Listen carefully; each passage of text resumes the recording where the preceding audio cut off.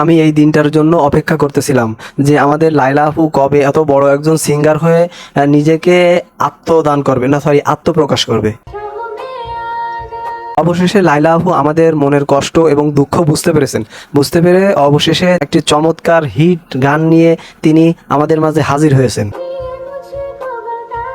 আবার অন্যদিকে দেখলাম আমাদের প্রিয় মাহি আপু, ওই যে ট্রাক যার মাঝখানে ছিল, সরি মানে তার মার্কা ছিল ট্রাক, সেই মাহি আপু অনেক কষ্ট করতেছে, হার্ড পরিশ্রম করতেছে তিনি একজন সফল ড্যান্সার হওয়ার জন্য।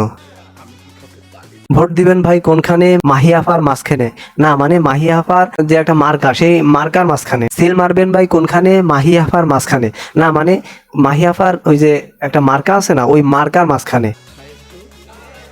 আমার মনে হয় মাহি আপা এখন বুঝতে পেরেছে যে এখন আর ওই নির্বাচন করে কোনো লাভ নেই, এখন প্যাট নীতি করতে হবে, প্যাট বাঁচাতে হবে। এই জন্য হয়তো তিনি কঠোর পরিশ্রম করতেছেন, মানে হার্ড ওয়ার্কিং করতেছে, যাতে করে তিনি একজন সফল ড্যান্সার হতে পারে।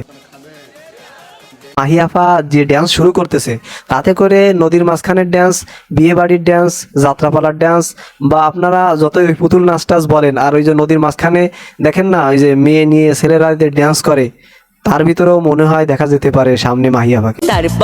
বন্ধুরা, who is the best singer নাকি ড্যান্সার, মাহি আপু নাকি লাইলা আপু? অবশ্যই কমেন্ট সেকশনে মতামত জানিয়ে যাবেন। তাহলে চলুন ভিডিও শুরু করা যাক। হ্যালো এভরিওয়ান, আসসালামু আলাইকুম, দিস ইজ কুদরত and another back to new video. চলেন তাহলে প্রথমে আমাদের বেস্ট সিঙ্গার, বেস্ট গায়িকা লাইলা আপুর কাছেই যাই। বিশ্বাস করেন, আমি কোনোদিন কল্পনাও করতে পারিনি যে লাইলা আপু এইভাবে একজন সিঙ্গার হয়ে আমাদের মাঝখানে আবার কাম ব্যাক করবে। আমার মনে হয় ফুটবল ক্লাব রিয়াল মাদ্রিদ ও এইভাবে কাম ব্যাক দিতে পারে না। লাইলা আপুর গান শুনে এখন বাংলাদেশের মানুষ পাগল হয়ে গেছে। লাইলা আপুও কল্পনা করতে পারেনি যে তার গান শুনে এরকম দেশের মানুষ পাগল হয়ে যাবে। সোশ্যাল মিডিয়ার কোনো প্ল্যাটফর্মে এখন ঢুকাই যাচ্ছে না, যেখানে যাই সেখানেই দেখি লাইলা আপু, দ্য বেস্ট সিঙ্গার অফ লাইলা আপু। তবে একটা কথা, সেটা হলো এখন যারা শ্রোতা বা অডিয়েন্স আছেন তারা বলতেছেন যে হিরো আলমের সাথে গান গাইতে, মানে হিরো আলমের সাথে ডুয়েট গান গাইতে।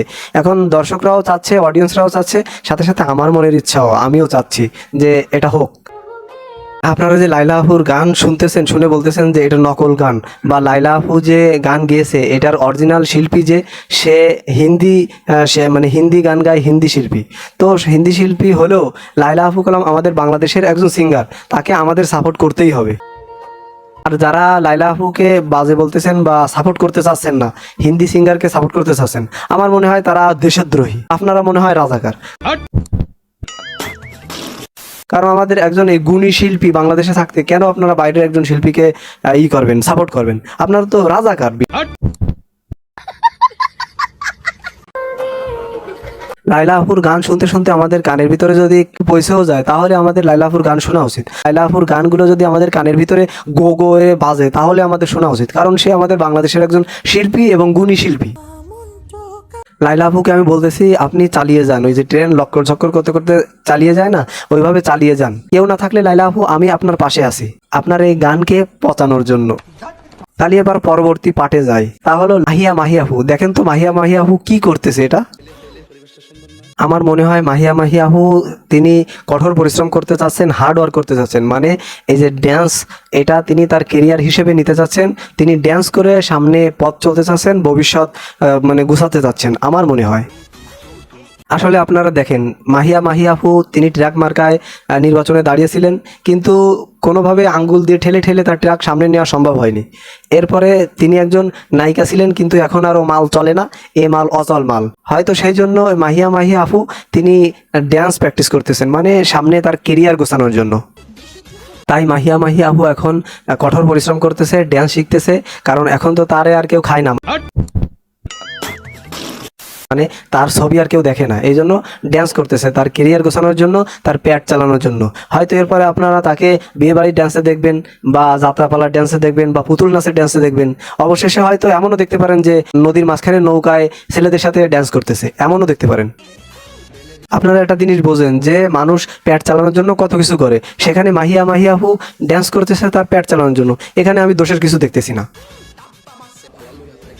দেখেন মাহিয়া মাহিয়াহু নির্বাচনে জিততে পারেনি, আর এখন তাকে সিনেমায়ও কেউ নেয় না। তাহলে এখন সে কি করবে? সে তো এটাই করবে, তাই না? আসলে মাহিয়া মাহিয়াহু কাজ করতেছে না, মানে ড্যান্স করতেছে পেট চালানোর জন্য, এতে দোষের কিছু না। আর আপনারা মনে করেন না যে সে পেট চালানোর জন্য এগুলো করতেছে, সে ক্লায়েন্ট গোছানোর জন্য বা খদ্দের গোছানোর জন্য এগুলো করতেছে। আমি করলাম ওইরকম কিছু মনে করে করিনি, আপনারা করলাম ওরকম কিছু মনে করবেন না, ঠিক আছে? এইভাবে মাহিয়া মাহিয়া আপু যদি একভাবে ড্যান্স করতে থাকে আর একজন বড় ড্যান্সার হয়ে যায়, আর যদি কোনো বিয়ে বাড়ি দেখা গেল টাকার বিনিময়ে ড্যান্স করতে গেছে, সেখানে শিল্পপতি বা ধনী মানুষরা থাকতে পারে, তারা যদি তাকে ডাইকে নিয়ে বাসরঘর, अच्छा সরি বাসরঘর মানে ড্যান্স করায়, তাহলে কোনো সমস্যা নেই।